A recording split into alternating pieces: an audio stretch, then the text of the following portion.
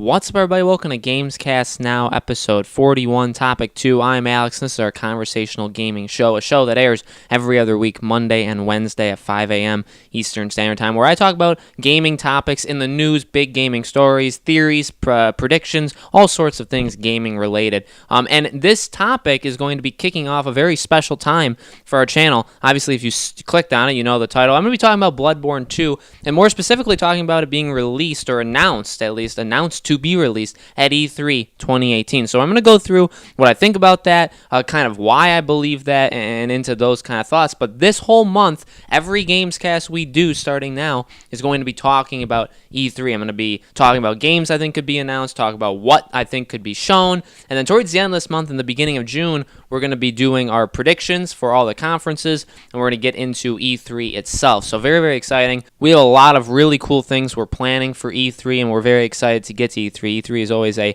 hectic time in our lives and for the channel, but we're excited for E3 2018. We're going to have so much content that week. So make sure, obviously, if you guys are into gaming, you stay tuned and you subscribe to our channel for that, because it's going to be insane. So, Bloodborne 2. I think this is a no-brainer. I wanted to talk about this first. This is one of the first. I've been wanting to talk about this actually for a while, and I kind of honestly forgot about the topic and forgot about the game and property of Bloodborne 2 and the Bloodborne franchise until probably a couple days ago when I thought, oh yeah, duh. And I thought, when kicking off this E3 talk, why not start with a game that I think is assured? Now, I really do. I feel very confident that Sony, and obviously this is Sony, by the way, I really do believe that Bloodborne 2 is going to be announced at Sony's conference at E3 2018. When Sony goes up on stage, they're going to show a lot of stuff, and we are going to be talking about that stuff. I believe Last of Us 2 gameplay is going to be shown. I think they'll announce some new games. I think we'll see, obviously, games that are going to come out in the future, like Spider-Man and like Days Gone, like Dreams, all that kind of stuff. We're going to see those games, and we're going to talk about those in future Gamescasts, as well as the rest of not just Sony and PlayStation, but other companies as well. But Bloodborne, I think, is really, really interesting because of what it is.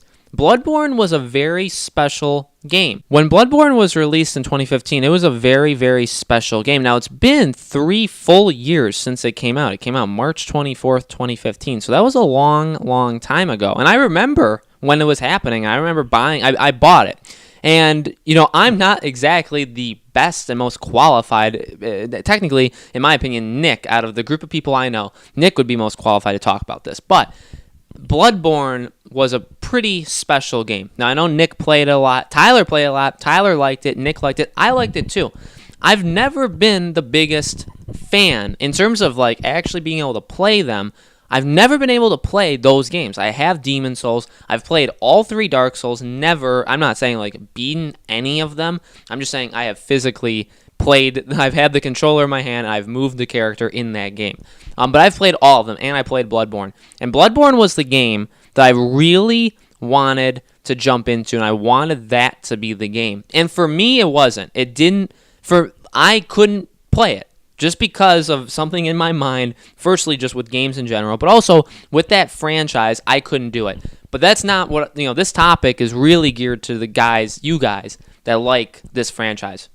I respect the hell out of the franchise. Demon Souls really was something extremely unique when it came out. I don't think people really knew what it was going to be. Sony clearly did not know what it was because they let it go, and then all of a sudden Dark Souls comes out, and it becomes obviously some of the most popular, the hardest game franchise, and the one that people know about the most. I mean, Dark Souls is an extremely popular franchise, and Dark Souls 3 obviously released a couple of years ago. It's been a little while for that too, but this is from the same makers. From Software made Dark Souls.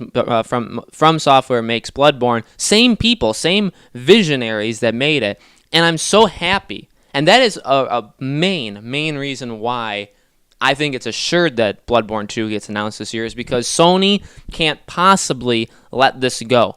Bloodborne was a massive success. People loved it. Was it better than maybe Dark Souls 2 or 3? I mean, people definitely have their opinions. Some people think Bloodborne is the best game of those 5, if you count Demon Souls. Some people don't. Some people think Dark Souls is better. That's fine.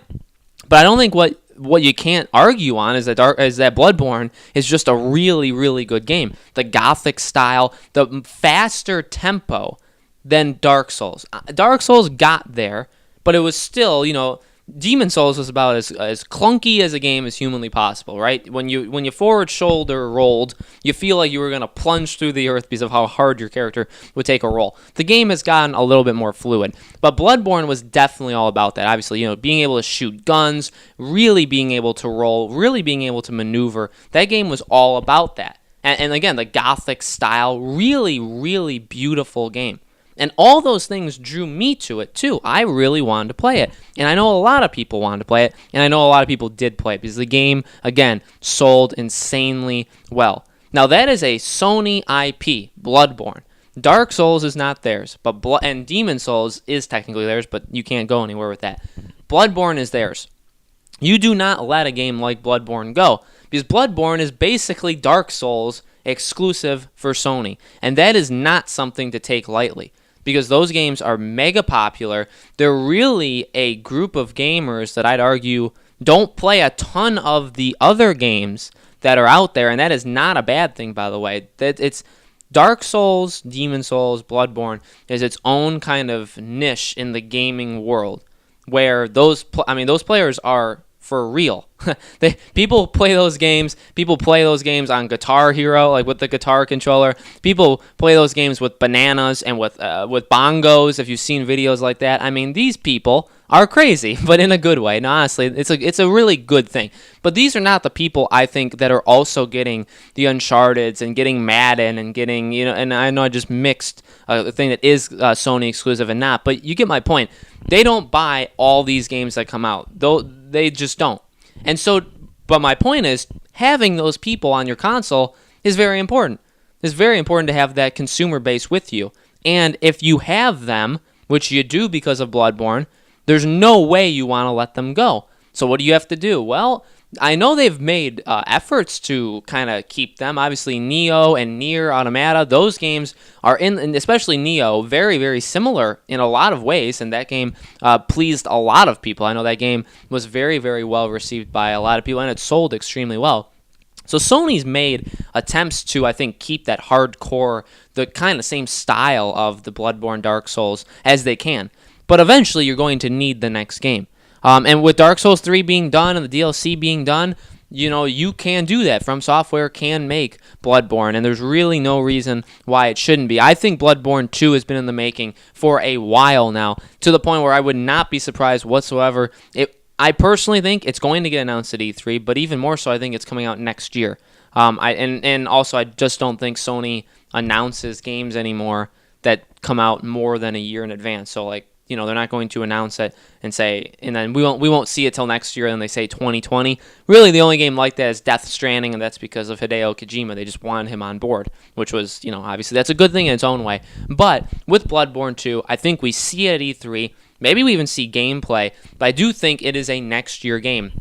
And when we talk about next year for Sony, and I've talked about it before, I talked about in The Last of Us 2, why it's not coming out this year video, that next year is going to be great. Next year's going to be great. This year has been very, very good for PlayStation gamers so far. We got Shadow of the Colossus, we got God of War, we're getting Detroit, we're getting Spider-Man, we're getting Dreams. We're getting a lot of games. Next year, you could argue, is even bigger. The Last of Us Part 2 would basically be the equivalent of God of War, but even bigger. Last of Us Part 2 is going to do insane. We got a game like Days Gone could very, very well be a huge hit that they don't even quite know what they've got, in their hands there. And then we got a game like Bloodborne, which satisfies a whole different kind of audience. They really have an opportunity here in 2019 to kill it. Those three games, you can separate those games by, season. You have Days Gone, The Last of Us Part 2, and then have Bloodborne 2 come out next fall, in fall of 2019, and you can really be set. I think it's very, very possible. I think that sets them up very well for next year. I think it's what needs to happen. I think you want to keep them. Sony is not dumb. They know what they have in these studios. Maybe they don't know when they release them. Like I said, Demon Souls, that was a mistake that they let that go.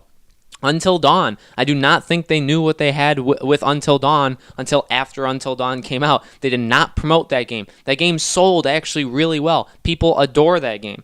But they didn't even know it was going to be good. There was no promotion, no nothing. Even for Halloween that came right after it, they didn't promote the game at all. They didn't know what they had. I think they do know what they have now with Supermassive Games and with Until Dawn, and I do think Until Dawn 2 is coming. We'll talk about that in another video too.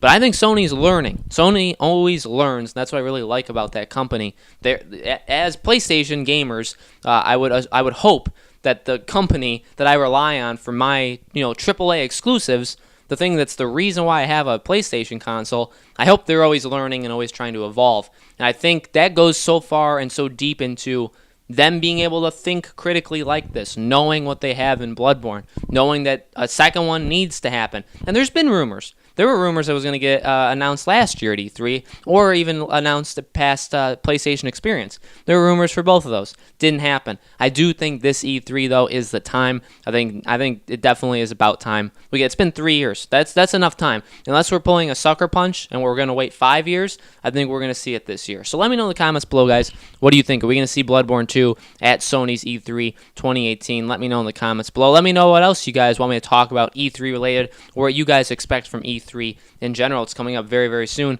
in just about a month, so we're very excited for that. So thank you guys so much for watching Gamescast Now, episode 41. We will see you in 2 weeks for episode 42.